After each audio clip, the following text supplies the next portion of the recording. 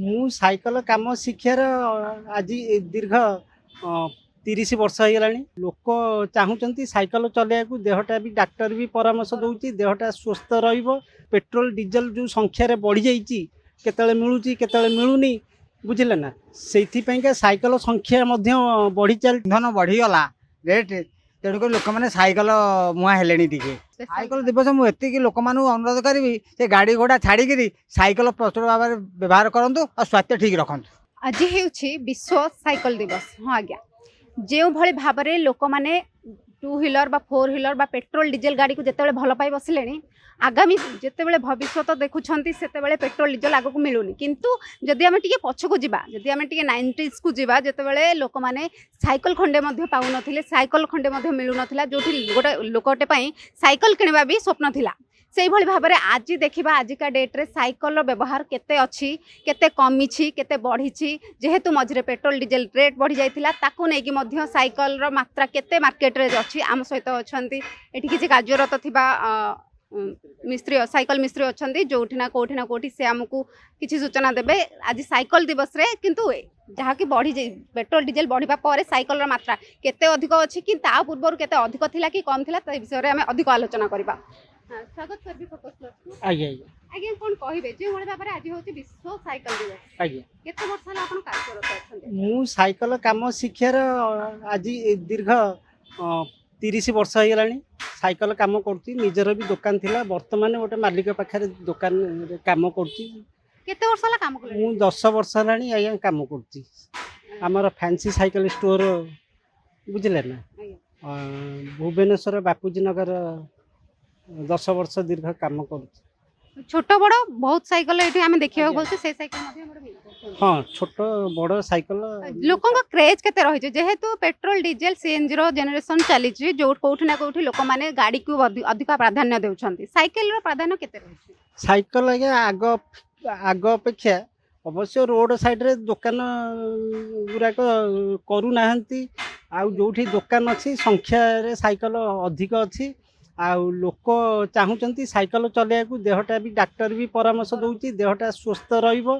ପେଡଲିଂ କରିଲେ ଦେହଟା ସୁସ୍ଥ ରହିବ, ବୁଝିଲେ ନା। ଆଉ ସାଇକେଲ ସଂଖ୍ୟା ତ ବଢ଼ିଛି। ଆଜି ଆମେ ତ ସକାଳୁ ଯେଉଁ ରେଞ୍ଚି ଧରୁଛୁ, ରାତି 9ଟା ପର୍ଯ୍ୟନ୍ତ ଆମ ହାତରେ ରେଞ୍ଚି ରହୁଛି, କାମ ଚାଲିଛି, ବୁଝିଲେ ନା। ରିପେୟାରିଂ, ନୂଆ କାମ, ନୂଆ ସାଇକେଲ ବି ଫିଟିଂ ଚାଲିଛି, ରିପେୟାରିଂ ମଧ୍ୟ ଚାଲିଛି, ବୁଝିଲେ। ସାଇକେଲର ଚାହିଦା ବର୍ତ୍ତମାନ କେତେ ରହିଛି? ପୂର୍ବ ତୁଳନାରେ ଅଧିକ ଅଛି ନା ପୂର୍ବ ତୁଳନାରେ କମ୍ ରହିଛି? ନାଇଁ, ପୂର୍ବ ତୁଳନାରୁ ଅଧିକ ହିଁ ଅଛି, ବୁଝିଲେ ନା, କମିନି। ତାପରେ ଏଇ ଯେଉଁ ପେଟ୍ରୋଲ ଡିଜେଲ ଯେଉଁ ସଂଖ୍ୟାରେ ବଢ଼ିଯାଇଛି, କେତେବେଳେ ମିଳୁଛି କେତେବେଳେ ମିଳୁନି, ବୁଝିଲେ ନା। ସେଇଥିପାଇଁକା ସାଇକେଲ ସଂଖ୍ୟା ମଧ୍ୟ ବଢ଼ି ଚାଲିଛି। ଆମର ଫ୍ୟାନ୍ସି ସାଇକେଲ ଷ୍ଟୋର ମାଲିକ ଯିଏ ଅଛନ୍ତି, ସିଏ ବ୍ୟାଟେରୀ ସାଇକେଲ ମଧ୍ୟ ଆଣିକିରି ବେପାର କରୁଛନ୍ତି। ବ୍ୟାଟେରୀ ସାଇକେଲ ମଧ୍ୟ ତାଙ୍କର ସେଲିଂ ଅଧିକ ଚାଲିଛି, ବୁଝିଲେ ନା। ସେଇ ତୁଳନାରେ ସାଇକେଲ ସଂଖ୍ୟା ଅଧିକ ଅଛି। କ'ଣ କହିବେ, ସାଇକେଲର ବ୍ୟବହାର ଆଜିକାଲି କେତେ ହେଉଛି? ପ୍ରଚଳ ଭାବରେ ଏବେ ଚାଲିଲାଣି, କାହିଁକିନା ଯେତେବେଳେ ଇନ୍ଧନ ବଢ଼ିଗଲା ରେଟ୍, ତେଣୁକରି ଲୋକମାନେ ସାଇକେଲ ମୁହାଁ ହେଲେଣି ଟିକେ। ତେଣୁକରି ସାଇକେଲକୁ ବେଶୀ ପସନ୍ଦ କଲେଣି। ଆମ ପାଖକୁ ବହୁତ ସାଇକେଲ ଆସୁଛି, ପୁରୁଣା ହେଉ ନୂଆ ହେଉ, ବହୁତ ସାଇକେଲ ସେଲ୍ ହେଉଛି ଏଇନା। ଲୋକମାନେ ଯେଉଁଠି ଗାଡ଼ିର ବ୍ୟବହାର ତ ବହୁଳ ହେଉଛି, ହଁ 4 ହ୍ୱିଲର ହଉ 2 ହ୍ୱିଲର ହଉ, ହଁ ଯେମିତି ପେଟ୍ରୋଲ ଡିଜେଲ ବଢ଼ି ଚାଲିଛି, ହଁ ହଁ ସିଏନ୍ଜି କଥା ବି କୁହନ୍ତି, ହଁ। କିନ୍ତୁ ସାଇକେଲର ମାତ୍ରା କେତେ ରହୁଛି? ସାଇକେଲର 50% ରହିଛି, ଆକୁ କେହି କାଟି ପାରିବେନି। 50% ନିହାତି, ସବୁ ସାଇକେଲ 50%, ଅନ୍ୟାନ୍ୟ 50%। ଗୋଟେ ପଟେ ଜୀବନ ଯେତେବେଳେ ସାଇକେଲର ସହିତ ସଂଘର୍ଷ କରୁଛି, ଆଉ କିଏ ତ ଗାଡ଼ି ଧରିକି ବି କହୁଛି ଭଗବାନ କେତେ ଖରା ହେଉଛି, କ'ଣ କହିବେ?